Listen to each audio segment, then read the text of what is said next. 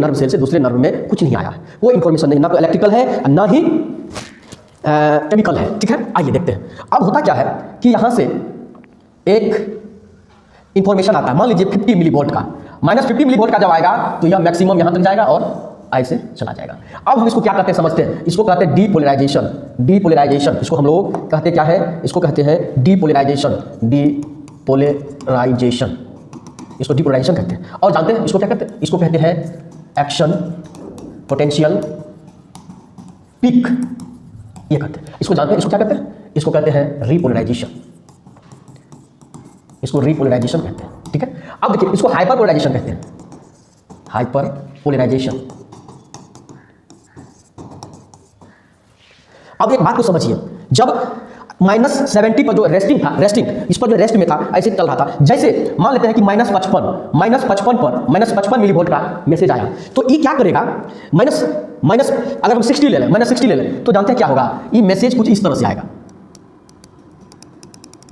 जैसे आपके माथे पर मच्छर बैठा, आपको पता नहीं चला, थोड़ा सा ज्यादा धक्का देके बैठेगा, मान लेते हैं कि -54 ले लिए, 55 से 54 और वोल्टेज को बढ़ा दिया, क्योंकि इधर बढ़ रहा है वोल्टेज, तब क्या होगा जानते हैं, तब क्या होगा, तब ऐसे होगा, तब भी पता नहीं चलेगा। अब हम आते हैं इस पर, जैसे -50 मिली वोल्ट पर आते हैं, तब ले देके चल देता है, तब तो इंफॉर्मेशन एक सेल से दूसरे सेल को, फिर तीसरे सेल को, इसी तरह से होते होते ब्रेन तक मैसेज आ जाता है, या ब्रेन से फिर वहां तक मैसेज आता है। ये मैसेज जो आता है सेंसरी ऑर्गन से, नर्व सेल से दूसरे नर्व, न्यूरॉन से न्यूरॉन टू न्यूरॉन जो मैसेज आता है, इलेक्ट्रिकली और केमिकली इसी प्रकार से जाता है। समझ रहे हैं बात को?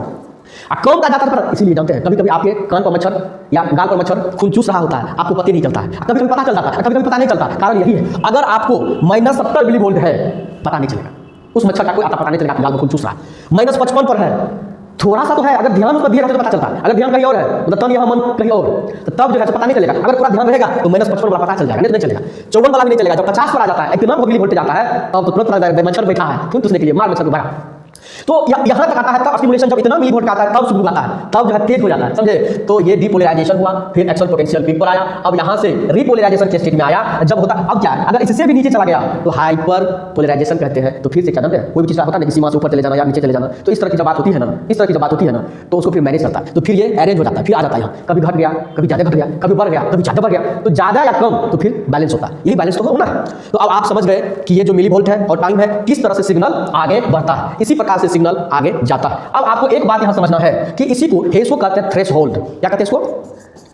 थ्रेशोल्ड। क्यों? थ्रेशोल्ड का मतलब होता है लिमिटेशन, लिमिट। अब इससे नीचे रहता तो वो है सब थ्रेशोल्ड, मतलब कि अगर ध्यान रखेंगे तो पता चल सकता है, समझ सकते हैं कि लगता है कुछ एहसास होगा, ठीक ना? इसके बीच का जो होगा ना, इस सबको हम लोग क्या कहेंगे, सब थ्रेशोल्ड, ठीक ना? यहां पर थ्रेशोल्ड है।